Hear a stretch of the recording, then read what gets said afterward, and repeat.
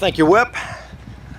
Last week, the American people delivered a mandate to this town, to Washington, that they want to fix the problems that have been plaguing families all across this country for the last 3.5 years.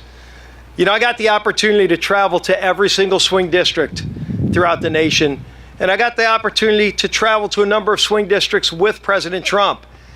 And I saw the same theme come up everywhere we went. People are furious that there's an open southern border and they want it closed. People are struggling because they can't afford to buy food or fill up their cars or pay their utility bills.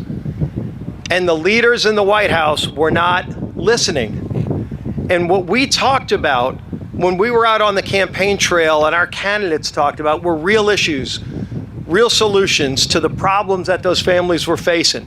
We talked about how Republicans, if we get the White House and the House and Senate, would act quickly to get our economy moving again, to lower costs at the grocery store, to lower electricity costs, to secure our southern border and restore America's place in the world.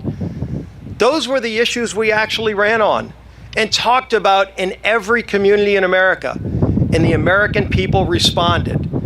And the other side is sitting around trying to blame themselves and assign blame for what the reason was for their failure, but they still will not admit the real problem why Democrats were rejected at the polls last week. It was because they had no answers. They had no message to those families who were struggling. They wanted to double down on the same failed far-left policies that they've been ramming through Washington for the last 4 years that caused this inflation, that caused the open borders, that caused the problems that families are facing. And so as we prepare for this unified government, this unique opportunity that the American people have given us, one thing the American people can rest assured in knowing is that President Trump and this Republican majority are already planning to go to work for them on day one in January to start fixing those problems.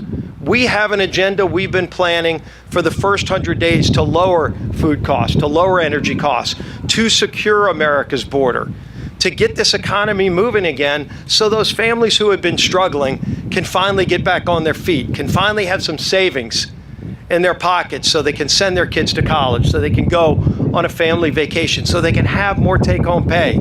That's an agenda we've been working on with President Trump for months now. We didn't wait until the day after the election to start planning this. And this shows the relentless focus of Donald Trump.